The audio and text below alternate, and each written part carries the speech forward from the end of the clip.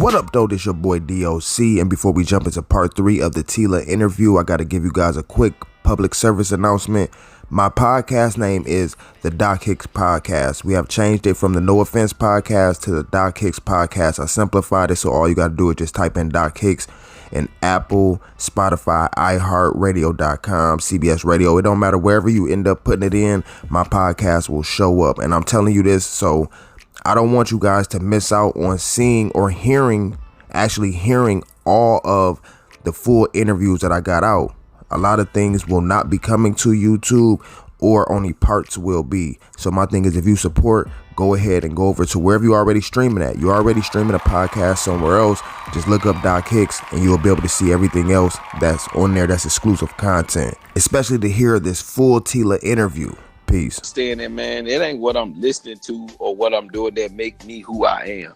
You know? Right. You know, so I got past that quick. So when I was doing my records in the way that I was doing it, I was hit with that, but I still did what I did.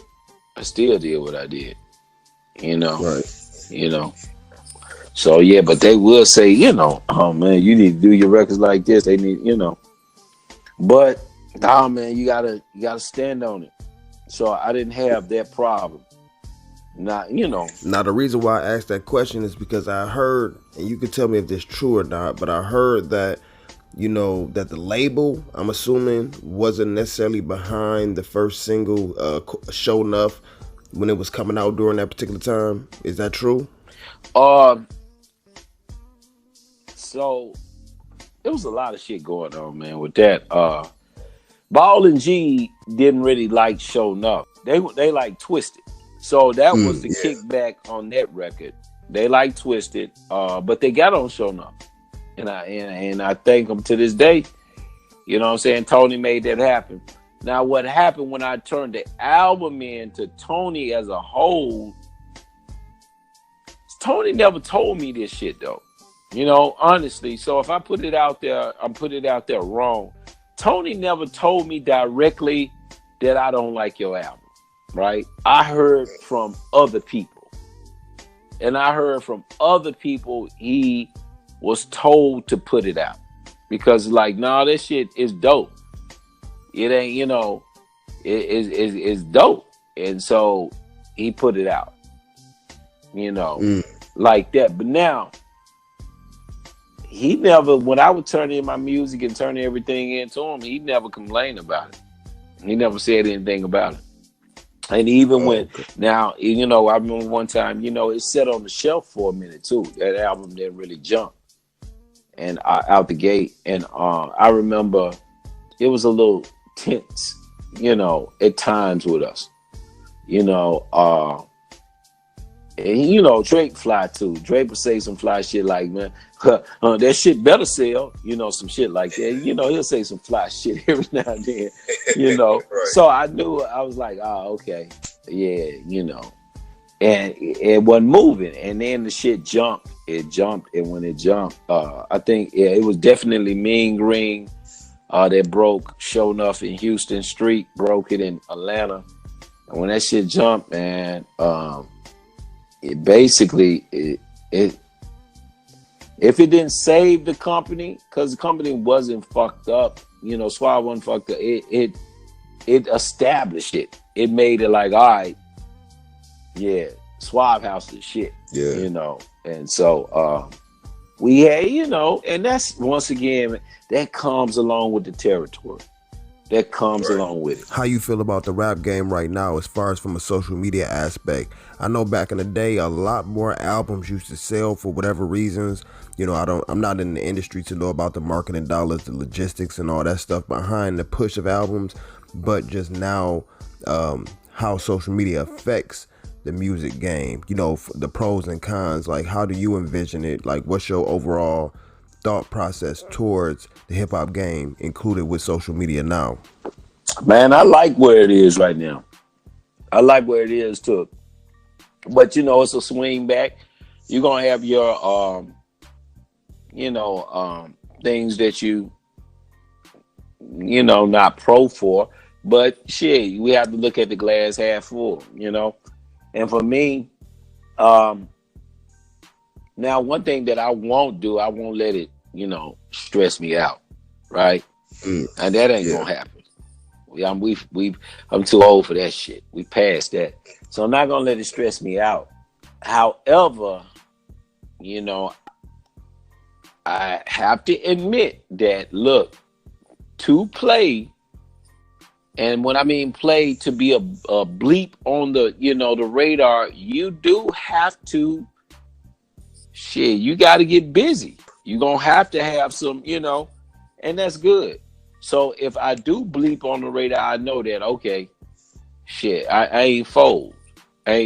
So it has that little bit of, you know, a challenge there that it's good for everybody. It's good, right. You know. So I respect it. You know, I respect it is what it is, man. You can't complain about how they throw on the rope. Either your ass jumping in or you gonna stay what you gonna do. Right. So that's kind of, you know, how I look at it. I think and I don't want to be just putting words in your mouth, but I think like from sonically, how everybody kind of, you know, sound the same. I don't like that shit. I don't like that shit. You know, but still, how I listen and who I am and how my frequency rock, I wind up finding people that don't sound like that. They, you know, they music get to me. But for the masses of it, and I still have to tune into radio. I don't listen to it like what I used to. I don't even fucking watch videos the way I used to, because if you don't do it, that means that, you know, you out the game. You know, you know, so I still do it. And to add to that, what I do see that pump through video, what I pump through radio was programmed. It all counted, you know, it's the same. So that part, I don't, you know, that part is, you know, weird. But because, you know, like you said, when we came, Pac didn't sound like Big, and, you know, Snoop didn't sound like Pac. You know, you got a whole group, Dog, Death Row, and nobody sounds the same on Death Row.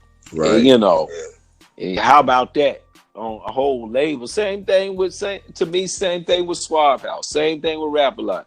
Same thing with No Limit. Same thing with even if you go to Rockefeller, no one sound alike, and then we're all on the same labels. Now you got people on different situations, but y'all all sound alike. Exactly. How crazy is that? Super crazy. Yeah. You know, it's just like, nah, I'm going to take his exact beat, and I'm going to take his exact cadence, everything. His same title, his same words. You know, that's why I gave him in. Now I still say, you know what? I now that part, I'm like, I'm gonna start just using the words that they're using, because writing back then or putting together, you made sure you want to use another nigga word, man. Like, we ain't even use that word. It's dope, but we got to come up with another, you know, other words. All of that, you know. Strange, man. Strange now how we,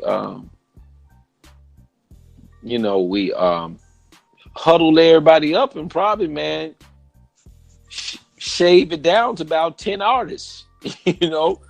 Damn, you know, and you'll be like, damn, you know, we wouldn't even miss a beat. Yeah, that's true. You know, that's some crazy shit, because I always wanted to know from an OG perspective from the rap game how you guys viewed it. Because honestly, for me, the way music and everything is right now, microwave, it made me have to listen to the music that I grew up on. Because honestly, and there's no hate, I'm glad to see people getting their money, doing their thing, taking care of their families. Absolutely. But I just don't see where this music is going to be played 10, 15, 20 years from now. And, you know, and I wonder, are the artists and the labels or the putting out the artists, are they even aware of that, or if it's just a hustle to them or just one quick lick to them? It's definitely a lick. It's definitely a hustle. And they ain't the only ones, man. I'm sorry. So kids learn mobile osmosis. It ain't from what you tell them, it's what you show them. So they got that shit from somewhere. They got it from these old ass promoters that they ain't really, you know, all you promote now, but you in it for a lick. a flip. You ain't in it for the, to make sure the art is good. You giving good shows to the people. It's just like, can I win? That type of thing. Same thing as a label. Now that don't mean that, once again, those promos, those labels are bad. It's just, man, it's life, it's living, it's what they quote unquote call advancing, technology, shit is faster, it's more things, all that. We would get an album and we was really able to analyze it. We was able to sit with that album for a couple of weeks before we went. Only people we could critique it to is the people that we went to school with or that was in the hood, right? Now, album come out, motherfucker don't even have to live with it. Get it just like that. Then can go out and goddamn rate it just like that. It's just like everything is so, and it's just like, damn, it really is microwave.